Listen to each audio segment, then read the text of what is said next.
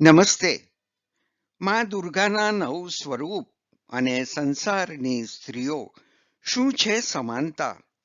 માં દુર્ગાના દરેક સ્વરૂપ ખરેખર સંસારની સ્ત્રીઓ વિશે શું સંદેશ આપે છે અને સંસારની સ્ત્રીઓ જન્મથી માં દુર્ગાના દરેક સ્વરૂપ સાથે કેવી રીતે સમાન છે? સાંભળો સરખામણી. માં દુર્ગાનું પ્રથમ સ્વરૂપ માં શૈલપુત્રી. માનો જન્મ પર્વત રાજા હિમાલયના ઘરે પુત્રી તરીકે થયો હતો. માં પહેલા સ્વરૂપે દીકરી તરીકે આવી. પિતાના નામથી દીકરી શૈલપુત્રી તરીકે ઓળખાઈ. માં સફેદ સાડીમાં શાંતિ અને પવિત્રતાનું પ્રતીક. તમે હિમાલય જેટલા ભાગ્યશાળી છો, કારણ કે તમારા ઘરે દીકરીનો જન્મ થયો છે. પિતાનું નામ એની સાથે જોડાયું. પરિવારમાં ખુશી.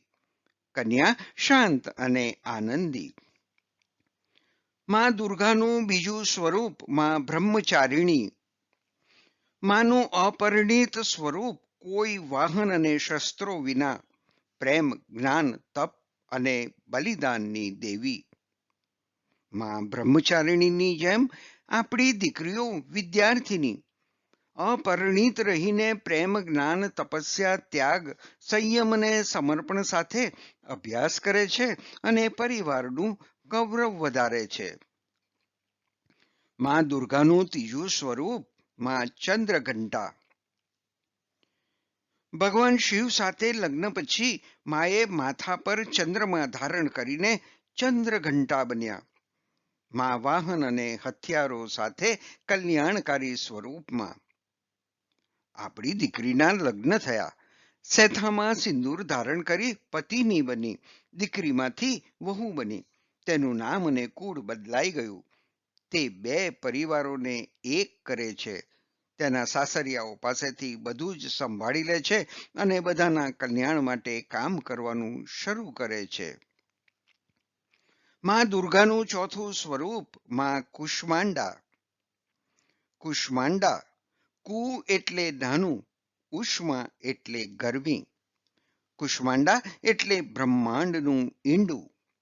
માએ બ્રહ્માંડનું સર્જન કર્યું, તેથી આદિ સ્વરૂપા આદિ શક્તિ. આ સ્વરૂપ જીવન શક્તિ પ્રદાન કરે છે અને બૌદ્ધિક વિકાસને પ્રોત્સાહન આપે છે. આપણી દીકરી માતા બનવાની તૈયારી કરી રહી છે. નવા જીવના પોષણ માટે પોતાનો બૌદ્ધિક વિકાસ કરે છે. ઘરમાં ઉત્સાહનું વાતાવરણ સર્જાય છે. માં દુર્ગાનું પાંચમું સ્વરૂપ માં સ્કંદ માતા. ભગવાન કાર્તિકેયનું એક નામ સ્કંદ છે. માં સ્કંદની માતા બને છે, તેથી સ્કંદ માતા કહેવાય. માં પરમ સુખ આપનારી છે અને સુખ, શાંતિ અને સમૃદ્ધિ લાવે છે.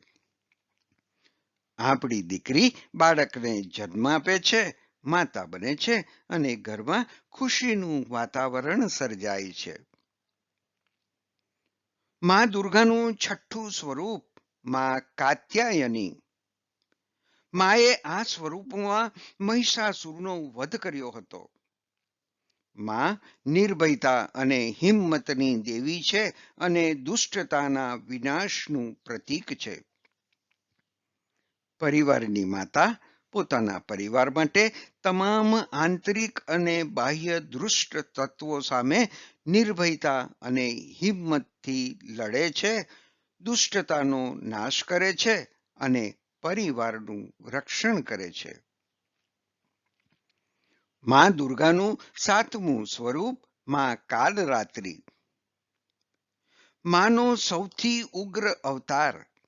આ સ્વરૂપમાં તેમણે ચંડ અને મુંડ નામના રાક્ષસોનો વધ કર્યો. માં ભયાનક લાગે છે, પણ તે શુભ પરિણામો આપે છે. પરિવારની માતા જીવનમાં કઠોર પરિશ્રમ કરતા અને બધા દુષ્ટ તત્વો સામે લડતા લડતા ક્યારેક ગુસ્સે થઈ જાય છે. ગુસ્સે થવું પડે છે, પરંતુ તે પરિવારના ભલા માટે છે. માં દુર્ગાનું આઠમું સ્વરૂપ માં મહાગૌરી. ભગવાન શિવને પતિ તરીકે મેળવવા માટે માં પાર્વતીએ કરેલી કઠોર તપસ્યાને કારણે તેમનો રંગ કાળો થઈ ગયો. પછી ભગવાન શિવે માતાને ગંગા જળ અર્પણ કર્યું, જેના કારણે માતા ગોરી થઈ ગઈ. એટલા માટે માને મહાગૌરી કહેવામાં આવી. માનું સ્વરૂપ સૌમ્ય અને મોહક છે.